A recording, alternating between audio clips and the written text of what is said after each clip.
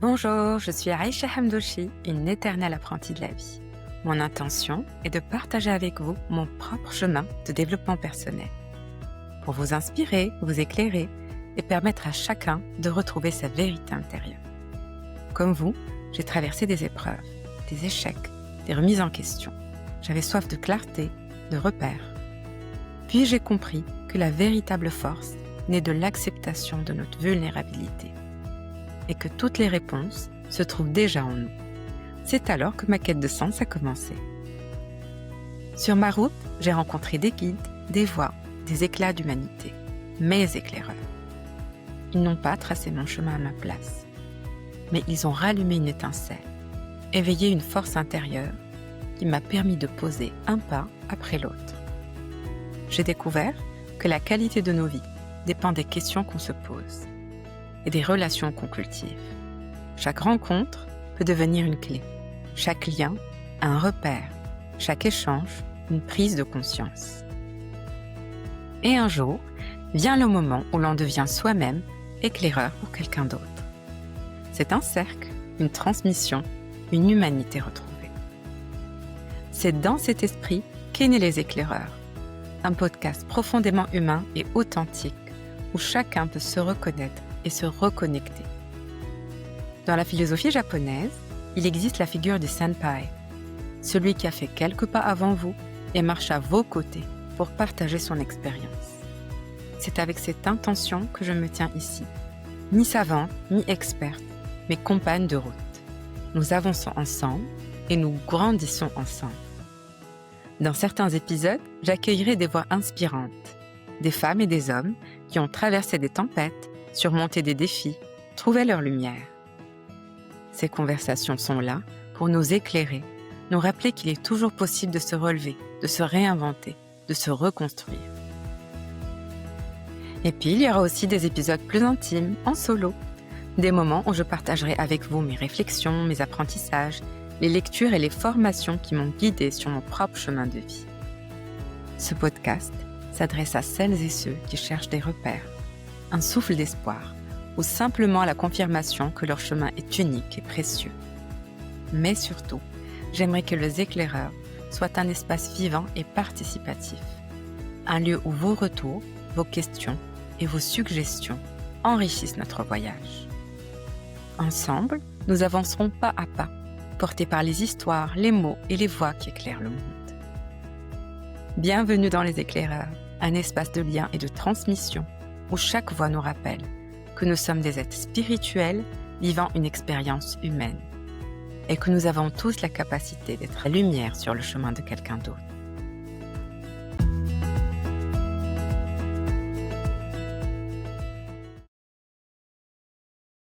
Bonjour et bienvenue dans ce 8e épisode des Éclaireurs. Aujourd'hui, j'ai le plaisir de recevoir Mohamed Karim Lhelo, un homme qui a traversé plusieurs mondes avant de trouver sa juste place. Alors, il est passé de la rigueur comptable à l'engagement collectif, puis celui plus intérieur du yoga, de la méditation, de l'accompagnement humain, en passant par la casquette de réalisateur. Ces univers, apparemment éloignés, il en a fait une matière vivante, une alchimie qui relie le concret et le sensible.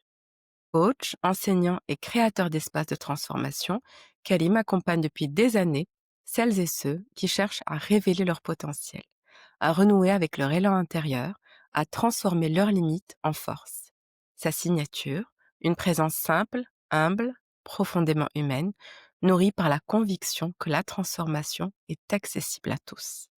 Parallèlement à son travail d'accompagnement, il développe une autre voie de transmission, le cinéma documentaire. À travers plusieurs films réalisés ces dernières années, il explore les chemins de conscience, les passages intérieurs, les histoires qui réconcilient l'humain avec lui-même. Son dernier film, Momentum, marque une étape importante dans son parcours. Ce n'est pas seulement une œuvre cinématographique, c'est un geste, une transmission, une manière de montrer que le changement profond n'est ni spectaculaire, ni réservé à quelques initiés. Momentum met en lumière ce moment subtil où quelque chose se réaligne, où l'on revient à soi, au corps, à l'amour et à l'essentiel. Ce point de bascule qui existe en chacun de nous. À travers son parcours, comme à travers son film, Karim incarne pleinement l'esprit des éclaireurs, un passeur, un révélateur, un homme qui ouvre des chemins et rappelle à chacun que la lumière intérieure n'est jamais loin. C'est dans cette continuité et dans cette intention de transmettre qu'il rejoint aujourd'hui la conversation. Kalim, bonjour et bienvenue dans Les Éclaireurs, l'espace pour tous. Merci, Comment ça va? merci beaucoup. Bien, bien, je suis content de te retrouver et de pouvoir échanger, d'avoir ce moment qui, qui va nous nourrir encore un peu plus. Magnifique. Donc, avant de plonger dans la conversation, je vais te poser la question classique avec laquelle je démarre avec mes invités. Au-delà du titre, des CV, de cette bio que je viens de présenter, qui tu es? Oula, qui je suis? Alors, je pense que je suis un chercheur. Je me cherche moi-même. Euh, je me cherche moi-même dans le sens où chaque occasion, chaque rencontre, ce moment va me permettre de mieux me connaître et d'être un peu plus aligné. Et Et d'avoir ce sentiment au fond, parce que c'est ça ce que je cherche au fond, de sentir que je suis à ma place, que j'accomplis ce pourquoi je suis sur terre. Parce que j'ai cette conviction que chacun d'entre nous, si on est sur terre, si on est vivant là maintenant, à cet instant, c'est qu'on a quelque chose à partager, à apprendre. Et toute l'idée, c'est d'être le plus aligné avec ça à chaque moment. Je pense que ça va parler à beaucoup de monde, c'est quelque chose d'universel et j'espère que à un moment donné de la vie, chacun arrive à ce constat pour se trouver sa mission de vie et mieux éclairer le monde. Alors tu as exploré des domaines quand même très différents. Quand tu m'as envoyé ton CV, je me suis dit: «Waouh, c'est un sacré cheminement». On a l'impression que tu as eu plusieurs vies en une. Qu'est-ce qui t'a poussé à aller dans ces différents espaces? Il y a une seule chose, parce que je me suis posé la même question, je me suis fait le même constat avec moi-même. À un moment donné, je me suis dit, oula, mais c'est quoi ton délire? T'es schizophrène, un problème, faut que je le règle. Mais en réalité, ça m'a amené à vraiment mettre en conscience quelque chose qui m'anime depuis que je suis jeune, c'est la volonté d'être un acteur du changement. Tout ce que j'ai fait, mais même mes études, je les ai réfléchies euh, de telle manière à ce que je puisse être un acteur du changement. Euh, je rappelle toujours, hein, au moment où j'étais en terminale, une discussion avec ma mère qui me disait, mais tu peux accéder à telle école et toi, tu vas faire quoi? Tu vas faire l'université à Nanterre. Mais pourquoi je faisais l'université à Nanterre? Parce qu'il y avait une filière sciences économiques politiques. Et pour moi, à l'époque, c'était la politique qui pouvait être un moyen de faire changer le monde. Mais ensuite, j'ai organisé des concerts pendant quelques années. Et dans la même manière, c'est que les gens, quand ils entrent dans cette salle de concert et qu'ils en ressortent, ils sont pas les mêmes. Il y a Mmh. quelque chose qui s'est créé dans l'ambiance, dans l'environnement, des liens qui se sont resserrés, et ainsi de suite. Tout ce que je fais aujourd'hui est nourri par cette volonté de pouvoir être un acteur du changement. Alors tu as eu cet appel Voilà le très lien. tôt dans C'est ouais. oh, Mmh. ouais. Ouais, oui, oui, je pense que c'est vraiment à mon adolescence. Et c'est arrivé à peu près au moment de la première guerre du Golfe.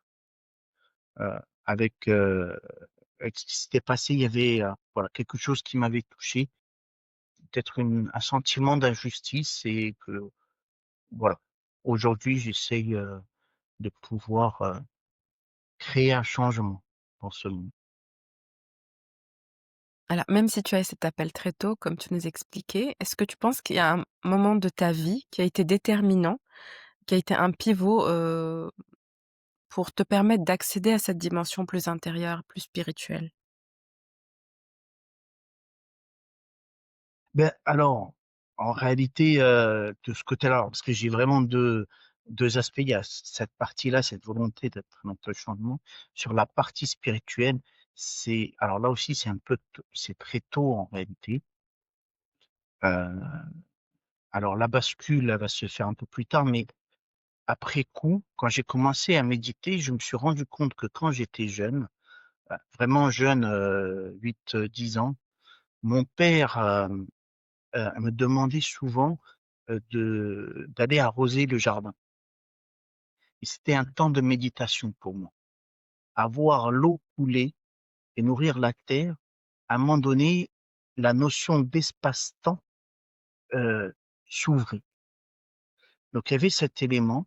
Le deuxième élément, c'est que moi, à l'époque, c'était encore une époque où les mosquées étaient ouvertes entre les prières. Et j'allais Mmh. souvent, moi, à la mosquée, pas pour prier, pas pour lire le Coran, pour m'amuser. Mmh. Mais C'est une c'était un sacré concept. espace, Mmh. c'était un espace qui me plaisait. La vibration Mmh. de ces lieux-là, déjà à l'époque, j'en étais sensible. En fait. J'y mettais pas une conscience. Voilà, je le faisais naturellement sans réfléchir. Je pense que c'est ça ce qui est bon quand on est enfant, c'est qu'on fait les choses sans Par pure trop y réfléchir. intuition, oui, pas sans Voilà, être dénaturé, sans être conditionné. Donc en quelque sorte, ce que tu as exploré, c'est un peu un retour à toi-même finalement, ce que tu as toujours été. exactement. Donc il y a cette partie-là, et bien sûr avec l'adolescence et la jeunesse, je me suis plus tourné vers l'extérieur et l'arrivée de mon premier fils a été un déclencheur euh, avec une forme de rupture. Euh, alors comment je la présenterai cette rupture parce que elle est toujours nourrie par l'idée d'être acteur du changement, mais, mais la rupture, elle est dans le fait que le changement, en fait, c'est la grande phrase de Gandhi, soit le changement que tu veux Mmh. dans le monde. Que tu veux voir Et, dans le et monde, en ouais. fait, Mmh. Mmh. voilà. Et je pense que c'est ce moment-là qui va être déterminant parce que il y a un voyage qui se fait. Pour moi, c'est un voyage qui, à un moment donné, est un moyen de me sauver mais en même temps, qui m'a permis de m'ouvrir, de me connecter vraiment à la personne, je pense que je suis. Mmh. Alors en parlant de voyage, il y a un très beau voyage intérieur, et tu te définis comme un alchimiste du potentiel humain. Quelle est ta formule universelle? Comment tu transformes le plomb en or? Je alors, il y a une chose qui pour moi est fondamentale, c'est la valoriser la personne, déjà, lui redonner sa place, sa pleine place. Je pense que, on a cette, difficulté dans ce monde, c'est à reconnaître qu'on a le droit de vivre et d'exister et qu'on a pleinement cette place. Et la deuxième chose, c'est aussi la sensibilité. Je pense que c'est dans notre sensibilité, dans notre humanité, que la transformation peut se passer. Et on ne sait pas comment, on ne sait pas à quel moment, mais c'est quand même en se connectant de cœur à cœur que les choses peuvent réellement se passer. Et je pense que ça, c'est les deux éléments les plus importants, les plus fondamentaux dans une relation humaine, de manière générale, mais aussi dans une relation de travail. Mmh. Alors, à la lumière de tout ce que tu as vécu dans cette vie et peut-être dans d'autres, quelle est ta mission aujourd'hui? Qu'est-ce qui te guide au quotidien? Au quotidien, c'est vraiment, hein, je reviens à cette idée d'être un acteur du changement. Aujourd'hui, en parallèle euh, de ces activités dont tu as parlé, je travaille actuellement en France pour le département et je m'occupe de tous les établissements qui accueillent des personnes âgées. Et, et de la même manière, quand je rencontre les gestionnaires, quand je suis avec mes partenaires, quand je suis avec mes collègues, toute l'idée, c'est comment on peut changer notre manière d'aborder les choses, changer de paradigme. Ce paradigme, quand j'appelle à un changement de paradigme, c'est celui qui va nous permettre de créer une société de paix, une société où chacun va se célébrer et célébrer ses réalisations. Je pense que ça, c'est l'élément fondamental parce que euh, on en reviendra si on parle des documentaires, mais même la manière de le partager. Oui, on va venir. Si on veut changer le monde, on doit bien passer d'une société de consommation aujourd'hui, dans laquelle on est, à une société où chacun est engagé. Engagé à ce que euh, au travail, dans notre environnement, eh ben, on puisse créer la paix, l'amour, la gentillesse, la solidarité, que dans notre famille, ce soit aussi le cas, que ce soit aussi le cas pour nous-mêmes. Ça, c'est déjà, je pense, un élément important. C'est pas juste prendre des autres, Se donner. juste prendre le salaire du boulot, prendre l'amour des parents ou l'argent des parents et prendre l'affection ou le corps des personnes avec qui on est. Non, non, c'est donner, donner, donner parce que effectivement, on va recevoir. Ça, c'est sûr. L'univers est fait comme ça. Mmh. Mais parce qu'on donne, on va recevoir encore mieux. Pourquoi? Parce qu'on va être, on, on va recevoir dans un espace où on a donné déjà. Donc, on va se nourrir encore plus. On n'est pas dans un espace où euh, on est, comment dire, on a, alors, purée, le terme me sur la tête, mais on est affamé en fait. Alors On dans cherche ce que juste je à sens prendre. dans ce que je sens, si ça peut peut-être, te rendre les mots, c'est de passer d'une mentalité de pénurie à une mentalité d'abondance, de pas passer Ouais. à une situation de manque constant qui fait qu'on veut toujours prendre plus, mais de dire: «On est déjà tout, donc moi comme je suis déjà tout, je donne». J'ai une amie qui est à côté de Rabat, euh, s'appelle euh, Asfaïsine Ben Mahmoud. Elle a une ferme. C'est quand même une des premières au Maroc. Alors, femme déjà, c'est sûr, qui a euh, accompagné Pierre Rabhi, qui a monté donc un jardin en permaculture. Et une fois, c'était un été où vraiment il y avait la sécheresse et on parlait de précarité. Et on est allé questionner cette notion de précarité. Et en fait, dans précarité, ce qui est intéressant, c'est la capacité à se connecter à l'abondance et à, à la puissance divine. On n'est pas pauvre. Il y a une forme de précarité. Et on l'est toujours. À chaque moment, on est des êtres humains, donc on est vulnérable. Donc on est toujours, on a beau avoir un compte en banque rempli à bord, on a beau mettre toutes les caméras devant chez nous, à mettre des grands murs, mais la réalité, c'est qu'on est des êtres humains et donc on est toujours dans une forme. Et cette précarité, c'est ce qui nous permet de nous relier à quelque chose. Donc, c'est euh, à partir de là, on est rempli. Et comme on est rempli à l'intérieur de nous, c'est pas le côté matériel dont on a besoin. On va commencer à tout. Tout à fait, c'est une très belle formule. Alors, moi, une de tes œuvres m'a profondément touchée. J'ai récemment eu la chance d'assister à la projection, en avant-première de Momentum, donc ton dernier film dans la série Mumkin, qui parle justement de ce moment pivot, qui parle d'une transformation intérieure, mais pas réservée à des initiés, à des comme la plupart semblent le croire, comme si on avait une illumination divine, qu'il y avait quelques happy few, mais que ça concernait vraiment tout le monde. Et dans la simplicité de ce message, ça m'a vraiment profondément touchée. Qu'est-ce que tu voulais transmettre à travers cette œuvre? Alors, déjà, c'est très égoïste.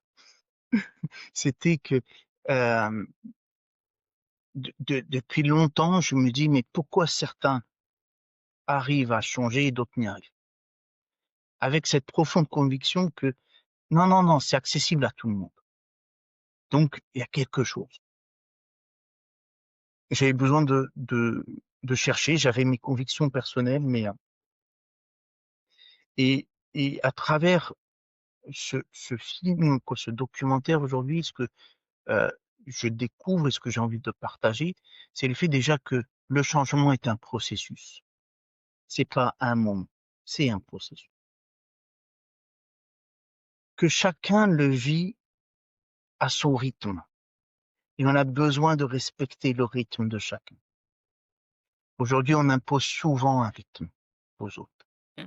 Bah, On tu dans impose un monde souvent nos... d'accélération. Mmh. Ouais, et en Ouais. plus, parce que moi j'ai pris conscience, parce que moi je vois ce que toi tu ne vois pas. Alors ça doit être simple pour toi. Mais non, parce qu'on oublie nous-mêmes qu'on voit pas certaines choses sur notre propre réalité et sur lesquelles on a besoin de changer, que les autres voient. Donc c'est un cheminement, chacun a son rythme pour ce cheminement, et que ce momentum, en fait, qui est cette accélération, peut avoir lieu à n'importe quel moment. C'est-à-dire soit au niveau de la prise de conscience, de la prise de conscience à l'action, de la bonne action, parce que en fin de compte, comment on va agir pour arriver à changer, ben, parfois on doit ajuster notre manière d'agir jusqu'à que on en voit les fruits. Mmh. Du Le réveil à momentum l'éveil peut en avoir quelque lieu, sorte. Mmh. voilà. Mmh. Et le momentum peut avoir lieu à n'importe quel moment où il va y avoir une accélération. Et c'est génial parce que ça montre que chacun d'entre nous a un chemin et qu'il est unique et qu'il y a alors et c'est bien parce que dans le documentaire, il y a un des intervenants qui le rappelle, mais cette idée qu'il y a la méthode, il n'y a pas de méthode. Il y a ta méthode que tu vas créer. Peut-être le seul élément, mais encore une fois, c'est juste une question de principe, c'est pas une question de méthode. Le seul élément qui va être déterminant pour créer le changement, c'est la qualité de notre énergie. Souvent, là en ce moment, je parle avec un ami qui est en train de chercher du boulot. Qu'est-ce qui se passe? On est focalisé sur le fait, il faut que je trouve un boulot, il faut que je trouve un boulot, et je mets tout en œuvre. Et je dis, mais en réalité, tout juste pour avoir un niveau d'énergie élevé, un niveau de confiance en toi élevé. À partir de là, tu vas pouvoir attirer Mmh. La loi de les l'attraction, ouais. bonnes Mmh. connexions. Voilà. La loi de Mmh. l'attraction, c'est pas parce que j'y pense, ça y est, je vais devenir Mmh mh, mmh. riche, je vais devenir riche, je vais devenir riche. Non, non. C'est parce qu'à un moment donné, je vais avoir ce niveau d'énergie et cette conviction que ça va se faire, que les choses vont se faire. Mais c'est difficile parce que on nous ramène toujours dans notre environnement à combien de temps tu as passé, combien de CV tu as envoyé, Mmh. combien tu as fait ceci. Ouais, on veut tout On se quantifier. Ouais. positionne. Mmh. Voilà. Et on se positionne pas sur et toi, comment tu vas? Comment tu te sens? Est-ce que tu te sens prêt à y aller? Parce que c'est ça le plus important. C'est pas le reste va venir naturellement. Mais est-ce que toi, tu es prêt? Ça, c'est l'essentiel. Et ta propre, expérience de vie, qu'est-ce qui fait qu'on est dans cette énergie? Alors, alors pour moi, après, alors c'est ça, ça reste, c'est pour moi. Le lien humain. Déjà, moi, me nourrit énormément. Et là où on est presque au summum, c'est quand j'avais un préjugé sur une personne et que cette personne me casse mon préjugé. Ah! Mmh. Ah! Il y a Ouais, cette l'ego, il en prend ouverture un en coup moi donc là. Ouais. mais Mmh. il en prend un coup positif. Vraiment, je le vis Bien sûr, comme: ouais. «Ah, quel beau cadeau», donc depuis un certain nombre d'années, je me dis: «J'ai le droit d'avoir des préjugés, je suis un être humain, j'ai le droit d'avoir des préjugés, j'ai le droit de juger, mais je ne suis pas attaché à mes préjugés et mes jugements. Je veux les remettre en question». Donc le lien est important. Après la deuxième chose et ça c'est mes pratiques, au quotidien, c'est-à-dire la méditation, la respiration, le sport, me permet d'avoir, un niveau d'énergie, Donc les le rituels. sentiment Mmh. de alors ouais, c'est vraiment des rituels, ouais, j'ai mon rituel de méditation chaque jour, je cherche à faire du sport régulièrement, heu mais de la même manière, c'est sentir qu'on progresse. Après là, le troisième élément, c'est comment je nourris la confiance en moi et ça peut être différentes choses, hein, L'année dernière, je m'étais mis à la salsa.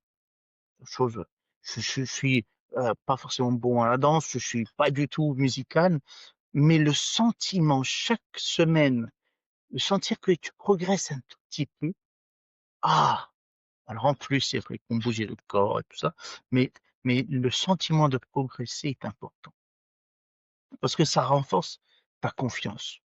Ça, c'est quelque chose que j'ai besoin de nourrir d'une manière ou d'une autre. Ça peut être en faisant une recette. Vraiment, on n'est pas obligé de sortir des grands trucs, hein, mais et, et je pense le dernier élément et qui est essentiel. Alors pour moi, c'est de me sentir utile, de pouvoir sentir que je donne et de donner quelque chose de qualité. Ça peut être à ma famille, ça peut être à des amis, ça peut être voilà, à l'extérieur, dans le cadre associatif. Mais grosso modo, c'est d'être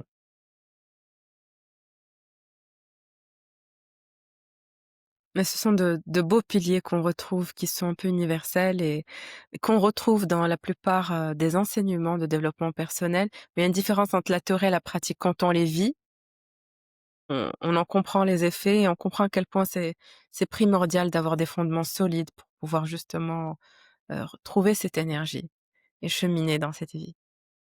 Alors pour en venir à ouais, ouais. Momentum, si tu pouvais résumer le cœur du message, quelqu'un qui ne l'a pas encore vu et aussi, dire à nos auditeurs comment ils pourraient le découvrir, comment ils pourraient contribuer peut-être au mouvement?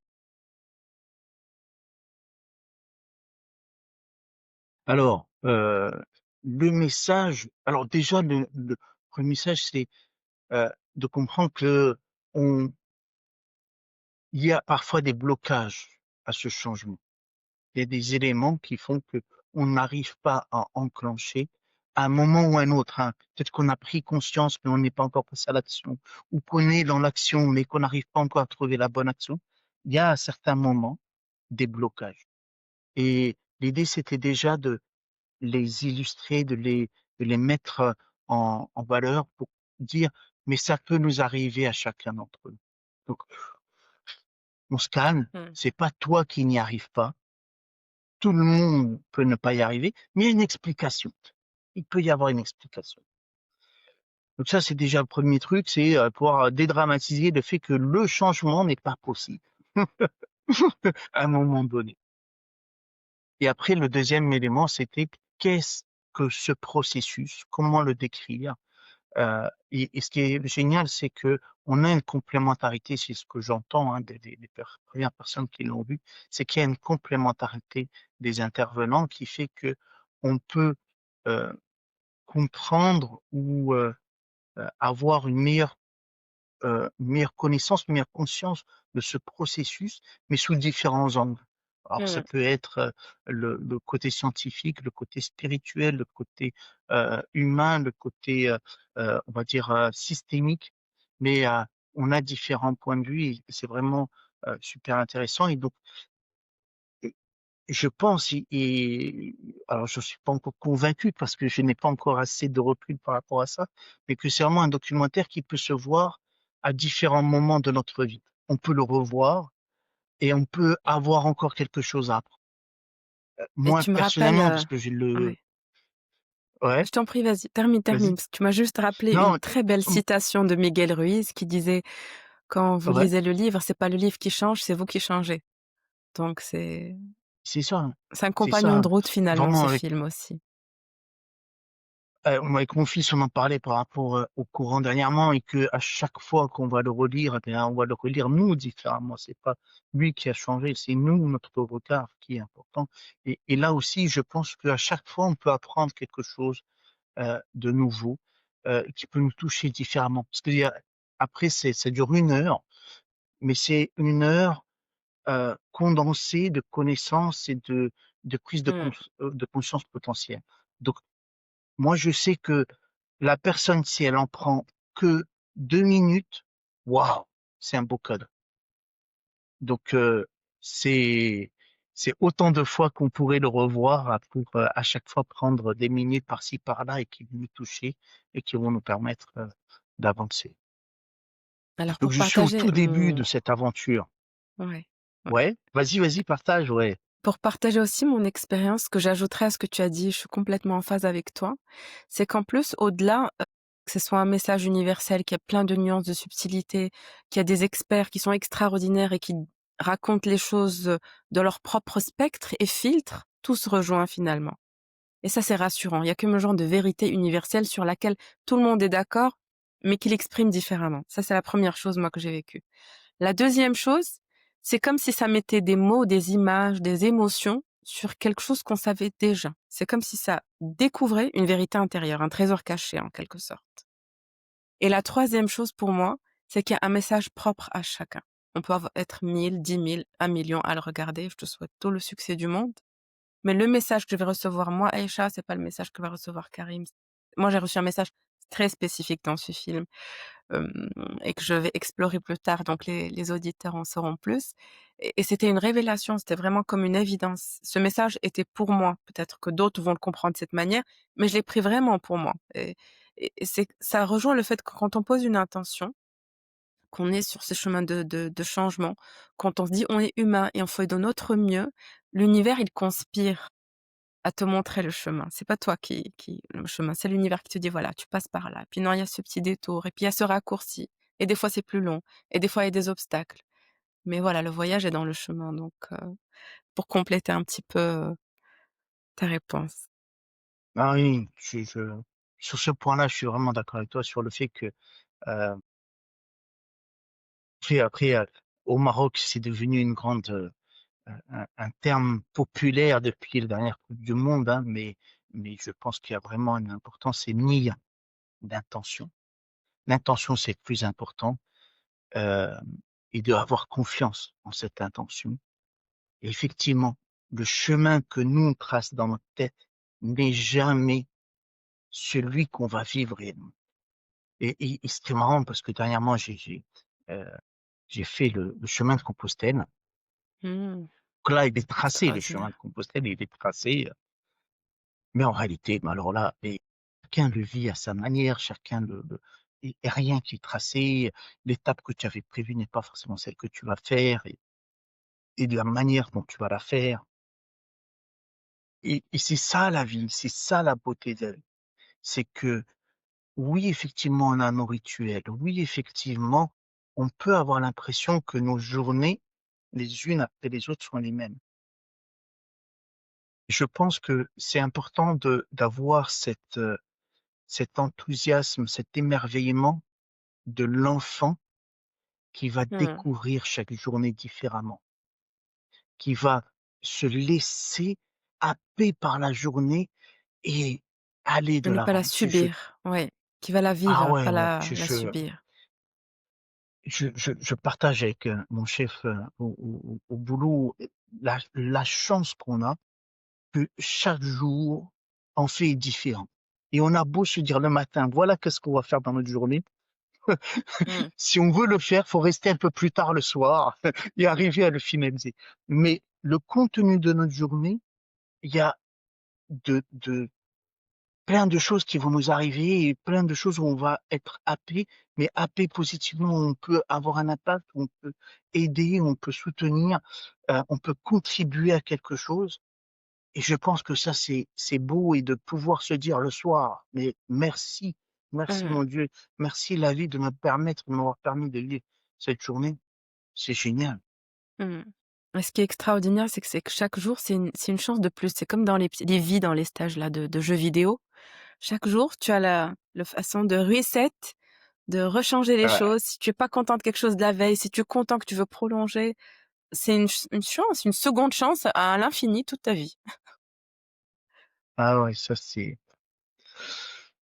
la beauté de la vie. Vraiment, c'est la beauté de la vie. On a Après, est-ce qu'on a cette capacité ou pas de faire ce reset? Parfois c'est difficile, et encore une fois, je vais revenir, c'est vraiment une question d'énergie. Vraiment, de ce que j'ai appris de mon cheminement, c'est que dans les moments les plus difficiles, c'est pas le fait comment dirais-je? De se focaliser sur le changement qui va se produire. je ne vais guérir, je vais faire mon deuil, je vais guérir de mon émotion, non pas en me focalisant dessus, mais à nouveau en créant un état de calme à l'intérieur. Alors on y revient sur les aspects qu'on disait, mais dans ces moments-là, c'est le moment où je vais faire des jeûnes, je vais aller marcher dans la nature, je vais faire des silences. Pourquoi? OK, je vois l'émotion qui est active chez moi, qui est très vive, mais pour autant, je vais lui donner son temps. Je vais lui donner Mmh. son temps. Et ce que je vais essayer de faire, c'est juste baisser la pression de cette émotion pour petit à petit laisser émerger l'apprentissage de la Mmh. beauté derrière Le cette cadeau derrière douleur, derrière l'épreuve, ouais. Mmh. et oui, Ouais, c'est très beau, ouais. c'est, et c'est important. Là aussi, tu vois, le changement, c'est dans se réaliser, mais c'est aussi ce changement dans le fait qu'à un moment donné, quand on a des moments difficiles, parce qu'on va tous avoir des moments difficiles, on va tous avoir des moments de doute. L'idée, on peut douter, euh, comment dire, douter de nos actions, douter de la manière de faire, la manière d'agir. Mais ce sur quoi moi je ne doute pas, c'est en la bonté de l'être humain, son fond qui est bon. Alors on a beau me dire, ah mais non, les gens ne sont pas bons, mais si, moi c'est ma conviction personnelle, le fond est bon. Et dans chaque événement qui m'arrive dans la vie, il y a quelque chose qui va venir. Et peut-être que oui, ça prendra du temps. Et oui, peut-être ça prendra du temps. Et oui, peut-être que euh, voilà, ça c'est pas aussi rapide qu'on le voudrait, même si ça nous semble simple. Ça pourrait venir comme ça d'un coup, mais non, parfois ça prend plus de temps. Mmh. Et C'est le une genèse, chemin, même ben, il y si a ça des semble. choses à Mmh. apprendre. Mmh. Vraiment, il y a des choses, il faut prendre, et, et revenir à cette énergie, revenir à des choses où on est fait d'un espace, d'un espace qui est rempli, pas d'un espace qui est agité, qui est faible. Alors dans ta vie, quels ont été toi tes momentum? Qu'est-ce qui a fait que tu as changé de direction intérieurement? Qu'est-ce qui fait que tu t'élèves? Mon premier momentum, c'est vraiment, mon père avait, mon père ainsi mes parents en réalité, qui avaient une tradition où chaque année, ils faisaient, heu, une tikra, c'est-à-dire une soirée, heu, de mémoire pour nos aïeux. Et un jour, je devais avoir peut-être 12 ans ou 13 ans, et à ce moment-là, il y avait, il y avait, un des messieurs qui était présent, je sais pas, à la fin, et il me pose une question, mais après il pose ses mains sur moi, et là j'ai une descente de grâce. Alors, ça paraît comme ça, ça fait un peu, un peu perché, mais la réalité elle est là, c'est que j'ai commencé à pleurer pour aucune raison. J'ai commencé à trembler pour aucune raison. C'était vraiment pas de la tristesse. Et j'ai vraiment senti, je me suis senti rempli. Euh, et ça a été un moment important pour moi, spirituellement. C'est un moment qui est fondateur, fondamental, qui va tracer ma vie. Après, va venir à mes 18 ans, euh, deux moments difficiles parce que je perds mes parents dans la même année, à 6, 7 points de différence. Et des personnes avec qui, bon, ben voilà, hein, c'était des personnes qui étaient très chères. D'un côté, j'ai pas encore fait ma crise d'adolescence avec eux, quand même. Euh, mais, euh, mais à un moment donné, euh, cette difficulté, cette douleur, m'a aussi ouvert à d'autres champs. Alors donc, je leur rends grâce depuis, parce que ils m'ont permis de me connecter à eux différemment déjà, et à sentir que euh, dans, dans la connexion humaine, oui, il y a la connexion physique et il y a la connexion d'âme à âme, et qu'elle est même plus importante que la. Donc j'ai ça, j'ai après ce fameux moment où mon fils vient et où je vais faire un voyage et je vais partir quand je dis voyage, mais on va dire oui, une quête sur une quête et spirituelle, mais aussi c'est un moyen pour moi de changer ma manière d'aborder la vie. Et je vais à Jérusalem et je vais sur des différents lieux saints. Et j'ai besoin de ressentir que vraiment énergétiquement, on est sur quelque chose de plus grand que nos religions. Et j'ai beau avoir une tradition, parce que je suis né dans une tradition, que j'ai grandi dedans, je vibre avec elle, mais pour autant, je peux vibrer avec des chrétiens, je peux vibrer avec des juifs, je peux vibrer avec des hindouistes, et euh, et c'est ça aussi le fait de pouvoir régulièrement après, parce que ben, quand j'étais en France pour mes études, ben j'avais pas la mosquée à côté de chez moi, ben j'allais à l'église, et juste passer un moment. Je n'avais pas besoin de, de prier pour prier, mais juste passer un moment et de le revivre dans les synagogues, dans les temples indiens, que, en fin de compte, c'est la même énergie. Et que l'être humain aspire à quelque chose, à ressentir et à vivre quelque chose.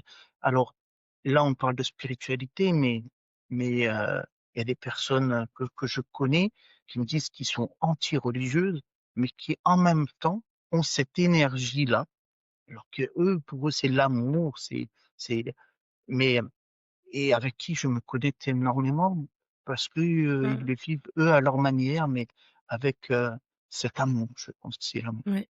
Ça Ça fait reste que- des mots qui définissent un état indéfinissable, Voilà. parce que finalement, ce In qu'on fine, c'est recherche, c'est ça. uniquement le lien. On cherche le lien, c'est tout. Ah ouais, ouais, ouais. Magnifique. Ah ouais, Alors, qu'est-ce qui et t'a le elle le dit très bien, Aruna, dans le documentaire. Aruna, elle en parle parce que c'est vraiment quelque chose de fondateur et, dans sa manière de voir les choses. C'est la nostalgie de l'ailleurs. Et pour elle, quand on est, il y a cette nostalgie de l'ailleurs, c'est-à-dire un espace dans lequel on était en lien avec le tout. oui, tous, on Et là, était on le tous perd. un. Bah, l'unicité, Ah le ouais, tawhid aussi qui est cité ah ouais, dans le Coran. Oui, tout à fait. C'est magnifique, c'est une poésie quand on en comprend le sens. Tu crées des espaces alors collectifs où chacun peut exprimer ses talents. Tu dis que tu es un alchimiste du potentiel humain. Qu'est-ce qui te passionne dans l'intelligence collective? mais c'est que je pense qu'on est euh, amené à vivre en société. On est des êtres, on est des animaux sociaux, hein. Y a pas, là, pour moi, il n'y a pas de, d'éléments. Même si j'ai besoin à un moment donné de me retrouver avec moi-même, de me retrouver dans des espaces, voilà, plus calmes, mais mon plein accomplissement en tant qu'être humain, pas moi, Karim, mais dans ma condition, c'est dans le collectif. Et, et derrière cette, alors, j'espère que je vais pouvoir le faire. Il y a un projet de faire un EDBA autour de cette notion, c'est que dans l'intelligence collective, il y a déjà la notion d'humilité qui est importante. C'est que à moi seul, je n'ai pas la solution pour tout le monde. Euh, Ça, c'est quelque chose d'important. Je n'impose pas quelque chose. J'ai beau avoir les meilleures idées possibles, mais ça reste que des miennes. Donc, la meilleure idée, c'est celle qui va se construire avec l'ensemble des personnes, avec l'ensemble des personnes. Et donc ça, c'est quelque chose d'important, c'est être humble, de revenir à sa place que, attention, j'ai beau avoir des responsabilités, de prendre des responsabilités, d'avoir des postes, je ne fais que partie d'un collectif. Et, et c'est dans cette réflexion collective qu'on va pouvoir avancer. Et même avec mes enfants, quand ils doivent prendre des décisions par rapport à leur avenir, euh, toute l'idée, c'est pas de dire, mais moi, je sais pour toi. Je ne sais rien pour toi. Parce que je sais pas c'est quoi ton avenir. Je ne suis pas, ce que je peux savoir, c'est juste moi en tant que parent, avec ma réflexion de parent et avec une vision plus long-termiste, etc. Ça, c'est une chose que je peux partager, mais en même temps, il faut que laisser aussi émerger de la personne tout ce qu'il y a euh, de son intelligence, de sa sensibilité, de son potentiel et de l'accompagner. Donc, je pense que dans l'intelligence collective, il y a ça qui est important. C'est cette idée que, à plusieurs, c'est plus long, mais c'est plus fondateur et c'est plus d'harmonie, c'est plus de paix. Et donc, à un moment donné, c'est créer des ouvertures pour les générations qui vont venir après. Et je pense que les sociétés primitives, on a beau les appeler primitifs, je pense qu'elles avaient quelque chose de beaucoup plus intelligent que nous, parce qu'elles savaient collaborer euh, de manière beaucoup plus intelligente que nous aujourd'hui. Aujourd'hui, on est dans une telle anxiété, dans une telle angoisse, que d'un côté, soit on est dans la société de consommation, soit d'un autre côté, on est dans cette rapport de force et d'aller chercher à combler ce qui. Donc, il n'y a que l'intelligence collective qui peut euh, nous permettre de dépasser ces choses. Et elle est difficile à construire quand on voit les dernières réflexions du G20 et de la COP au Brésil. Ils sont pas arrivés à trouver un consensus. Mais c'est pas grave. Mais c'est pas grave.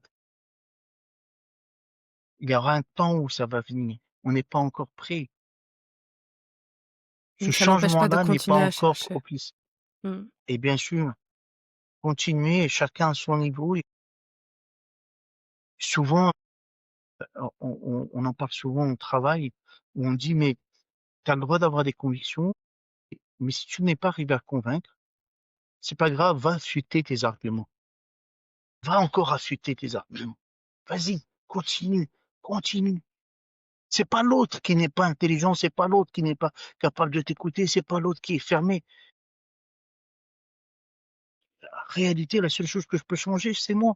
Donc, est-ce que je peux m'améliorer dans les arguments que je peux apporter, dans des éléments avec lesquels je peux toucher l'autre personne? Alors on va passer à présent, aux éclaireurs. On a parlé d'intelligence collective. Je reste profondément convaincue de ma modeste, expérience de vie qu'il y a des personnes qui, tout simplement, elles ont parcouru le chemin un petit peu avant nous, même si elles connaissent pas notre chemin, elles peuvent éclairer quelques pas, du moins. Pour toi, quel est le rôle d'un éclaireur? Alors, c'est très marrant. Alors, je vais te partager quelque chose parce que j'ai eu cette réflexion, je sais pas si c'était ce matin ou hier, et j'ai dit, attends, tu vas participer à un podcast qui s'appelle Les Éclaireurs. Et franchement, est-ce que tu peux considérer que tu es un éclaireur? Et en même temps, ben oui, il faut assumer aussi. Mais on pourra y revenir. Parce que c'est important. Cette notion-là d'assumer sa posture est importante. Et alors, mes éclaireurs, il y a eu, bien sûr, alors bien sûr mes parents d'abord.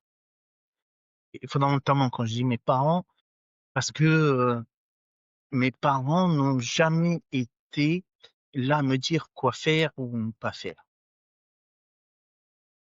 Et en même temps, par leur manière d'être, eh bien, en fin de compte, euh, ça m'a inspiré, ça m'a montré qui j'étais en réalité et ce avec quoi j'étais en connexion avec. Ça, c'était quelque chose vraiment d'important et d'essentiel. Mais après, bien sûr, il y a des grandes personnalités, Gandhi, Nelson Mandela, euh, il y en a plein en fait. Il y en a plein. Mais en tant qu'enfant, il y en avait un. C'était un footballeur. Il s'appelait Dinosaure. Pendant longtemps, j'ai été, comment dire, je vais dire, j'avais cette blessure de ne pas avoir été footballeur. Parce que mes parents ont considéré que c'était trop loin, que voilà, c'était pas quelque chose de bien pour moi. Donc, mais et j'ai compris que en fait, c'était pas le football qui me plaisait, mais bien que je regarde et que ça me plaît de le voir, c'était ce dinosaure qui était le gardien de but de l'équipe d'Italie qui m'avait marqué. Alors pourquoi ils m'ont marqué? Donc c'est l'équipe d'Italie qui va gagner la Coupe du Monde 82, donc j'avais 7 ans. Lui, c'est le gardien de but, donc c'est le dernier renfort. Je suis là, je vous protège. Deuxième chose, je suis le capitaine. Donc, je vais vous encourager. J'étais là pendant tous les matchs à encourager, à vraiment aller chercher l'énergie chez tous ces joueurs. Et bien sûr, in fine, pour le succès. Et en fait, ben, lui, il m'a éclairé d'une certaine manière. Il m'a montré c'est qu'est-ce qui était important pour moi, de pouvoir être celui qui protège les autres, être celui qui encourage les autres et qu'ils puissent se réaliser. Et après, c'est des profs, mais c'est mes enfants.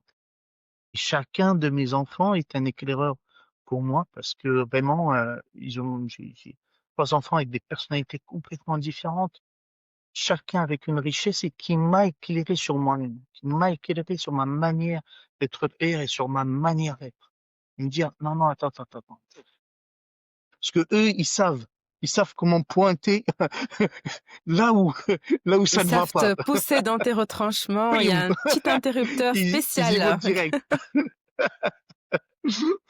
Et ben réellement vraiment quand je leur dis merci, mais je leur dis du plus profond de mon cœur parce que effectivement, heu, sans le savoir eux-mêmes, et c'est tant mieux, sans le savoir, ils m'ont permis d'avancer dans ma vie et d'être une meilleure personne. Donc en fin de compte, voilà, on je pense que chacun d'entre nous est un éclaireur. On a la capacité d'en être un. Mais à nous d'aller voir la lumière de l'autre, à nous d'aller la chercher, à nous d'aller, ah, c'est ça sa lumière.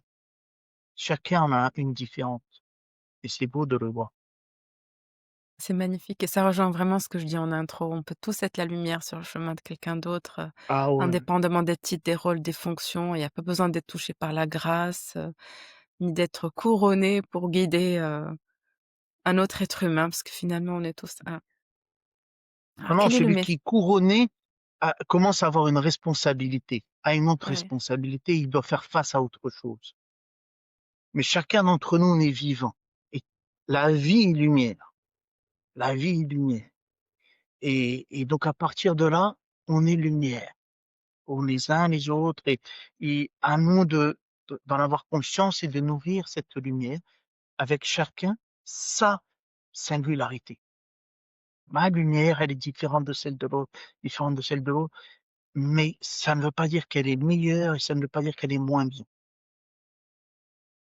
Et pour revenir à cette histoire d'assumer qu'on est couronné, j'ai vécu une expérience qui était, qui était très apprenante. En fait, j'étais en Inde, j'étais à un séminaire et il y avait tout le groupe, c'était un groupe en plus assez international, on était nombreux et à un moment donné, il y a le maître spirituel qui était venu nous voir et qui vient heu, qui demande à me voir parce que bon, d'habitude, quand je vais, comme ça, je vais ramener des gâteaux, ou quelque chose pour honorer la personne et donc je lève ma main et après il me dit: «Ah non, viens, viens» et donc il fallait que je me lève et que je passe à travers toutes les personnes. Alors déjà ça, a mis un peu mal à l'aise et ensuite, il me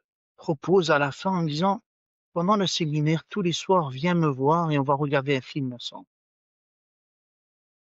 Alors, ça a rien de spécial pour bon nombre de personnes, mais pour ce groupe-là, ça représentait quelque chose, un couronnement. «Ah, lui va pouvoir regarder» et dans ces moments-là, qu'est-ce qui se passe? C'est un peu ce qui se passe pour les hommes politiques, c'est un peu ce qui se passe pour les personnes qui réussissent dans leur business ou dans leur art. Premièrement, il y a de la jalousie. Ça crée de la jalousie. C'est de l'ordre de l'humain. Ça crée de la jalousie. Ça crée de l'envie. Ça t'amène à une posture où tu dois prendre la place parce qu'on te la donne pas en fait. m'a beau te dire: «OK, viens», et Mmh. là, pour arriver à passer la première porte, la deuxième porte, la troisième, à chaque fois, c'est des personnes qu'il faut traverser pour Mmh. arriver à l'espace dit. Et en fait, c'est ce que vivent aujourd'hui chacun d'entre nous qui prenons notre responsabilité à être des acteurs du changement. Parce que qu'on le fasse bien ou qu'on le fasse mal, on va être jugé, on va être jalousé, on va être critiqué. Et encore une fois, bien sûr qu'on doit se remettre en question, que c'est important de se remettre en question et de s'ajuster parce qu'on n'est pas toujours dans la bonne manière de faire, mais il faut être d'accord avec cette place-là. Et tout le monde n'a pas envie d'être à cette place-là. Mmh. Tout le monde n'a pas envie d'être dans une posture où être complètement et totalement et à chaque moment être. Et souvent, quand on prend des responsabilités, c'est comme ça. On va être critique. Et il faut l'accepter. Faut se forger une personnalité. Et je pense que ça aussi, on doit permettre à nos enfants, dans notre éducation, dans la manière de les accompagner, à être fiers de leur personnalité et d'être, encore une fois, avec des valeurs, bien sûr, l'humilité, etc. Mais d'avoir cette force en eux de pouvoir affronter. Parce que ben, je veux et je pense que mes enfants peuvent être aussi des acteurs du changement. Et donc, mais il faut qu'ils aient cette force en eux. Et chacun, pour se nourrir cette force en eux, vont passer par des moments difficiles. Et l'idée, c'est de ne pas leur rendre la tâche facile. L'idée, c'est de les accompagner dans ces moments difficiles qu'ils vont avoir avec. Aujourd'hui, on veut rendre les choses faciles Mmh. en tant On que veut trop parents, alors assister et que on ça, finit par faire peut-être plus de mal que de bien. Parce que chacun a son chemin et des fois, en croyant accélérer les choses, on les ralentit. ah ouais, on leur Ouais. ralentit, qu'on veut les protéger, ben, en fin de compte, un jour ou l'autre, ils vont le vivre. Si ça fait partie de leur chemin, que Mmh. en passant par ces épreuves-là, ça va les forger dans leur personnalité, on doit les accompagner. Quand je dis on doit, c'est pas dans le côté de devoir, hein, mais on est amené, on a cette responsabilité de les accompagner à être ce qu'ils sont. Merci, c'est une belle sagesse que tu partages là avec nous. Et enfin, parce que tout a une fin et toute fin est un début, quel message tu voudrais laisser à nos auditeurs pour éclairer un petit peu plus leur journée? Waouh, quel message! Déjà, j'espère que par cet échange et par ce que toi tu es en train de faire, de créer cet espace, heu, regardez chacun d'entre nous, on est amené, moi-même, j'interviewe des personnes, toi tu m'interviewes, je trouve ça marrant. Donc chacun d'entre nous peut contribuer à sa manière heu, de pouvoir, être cet acteur de changement, de faire confiance en soi, de faire confiance en son intention et et de nourrir cet émerveillement. La vie est tellement belle, l'être humain est tellement beau, tellement riche, tellement différent et bien sûr, dans la beauté, il y a des mauvaises choses et des choses jolies. Mmh. Il y a une dualité Parfois, dans on tout. a Mmh. mais oui, il y a dans tout, il y a la dualité, mais pour voir la beauté, elle est dans les 2. Elle n'est pas que dans un seul. Elle est dans les 2. Mais c'est dans ma capacité à aller traverser ça. Bien sûr, quand je vais aller voir un film, parfois je vais apprécier, parfois je vais pas apprécier, mais j'aurai plus de chances d'apprécier que de ne pas apprécier en n'y allant pas et d'avoir une découverte, d'aller voir quelque chose. Donc la vie, elle est à vivre, donc faut la vivre pleinement. Et Et encore une fois, j'ai une apprentie en ce moment qui est avec moi et elle me dit: «Je suis hypersensible». Je lui dis: «Mais ne change pas ton hypersensibilité, vis-la ton hypersensibilité, parce que c'est ça ton humanité». Chacun d'entre nous, on a cette vie en nous, vivons-la, chacun sa manière. Magnifique, ce sera le mot de la fin. On a cette vie, vivons-nous chacun en sa manière. Merci infiniment pour cette conversation. Je suis sûre qu'elle va toucher, plusieurs cœurs et éclairer, des chemins et merci d'avoir accepté mon invitation encore une fois et à très bientôt Karim. Merci à toi et Merci beaucoup. Merci. prends bien soin de Gratitude. toi. Toi aussi. Allah يحفظك. Merci. Merci Allah يحفظك. Merci. Merci d'avoir été avec nous dans cet épisode des éclaireurs. J'espère que cette conversation a rallumé en vous une étincelle d'espoir, de paix ou simplement l'envie d'avancer un peu plus en conscience. Si cet épisode vous a inspiré, prolongez le cercle de transmission. Abonnez-vous, partagez-le avec vos proches, laissez un commentaire et une note sur Spotify, Apple Podcast, Deezer. Vos retours, vos questions, vos suggestions nourrissent cette aventure collective. On se retrouve chaque samedi pour un nouvel épisode, une nouvelle rencontre sur le chemin de notre voyage intérieur. En attendant, avancez à votre rythme avec gratitude, confiance et amour. Et souvenez-vous, nous sommes des êtres spirituels vivant une expérience humaine. Et nous avons chacun la capacité d'être la lumière sur le chemin de quelqu'un d'autre.